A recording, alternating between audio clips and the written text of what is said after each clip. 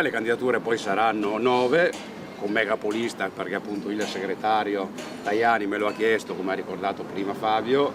ed è giusto che tutti ci mettiamo la faccia, che tutti corriamo, perché questa è una battaglia fondamentale. L'ufficialità arriva da Castelfranco Veneto dopo l'annuncio fatto già qualche tempo fa nel corso di Ring. Flavio Tosi sarà capolista in tutte le circoscrizioni del Veneto, Marca compresa, ma nella città del Giorgione, dove si trova per lanciare le candidature trevigiane di Fabio Chiesa e Cristina Andretta, il coordinatore di Forza Italia non nasconde il vero motivo che sta alla base della fase di stallo sull'ufficializzazione del candidato presidente per il centrodestra. Ho detto che c'è una questione abbastanza nota che non riguarda Forza Italia, riguarda un altro partito della coalizione, che possiamo dire che è una questione lombardo-veneta, perché ci sono due regioni in ballo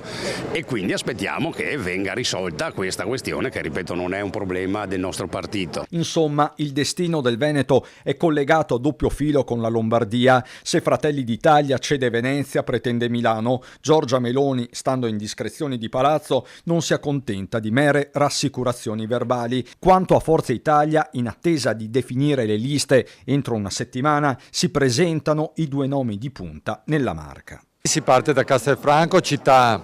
che sarà oggetto di elezioni amministrative il prossimo anno, per cui è anche una partenza simbolica nella quale il partito si presenta con i primi due candidati che sono il segretario e vice segretario del partito, cioè io e Cristina Andretta, e penso che questo sia il significato migliore per far capire che il partito metterà in campo tutte le risorse più importanti. Alla base di tutto ci sarà l'ascolto e i grandi temi saranno sicuramente la sanità, compreso anche l'ospedale di Castelfranco, piuttosto che tutta la parte del sociale, perché ogni piccolo problema non è detto che sia piccolo solo perché magari non sia rappresentato o non le è perché non è nostro, perché la politica deve riconsiderare i problemi di ogni cittadino di quest'area e anche e soprattutto anche le infrastrutture.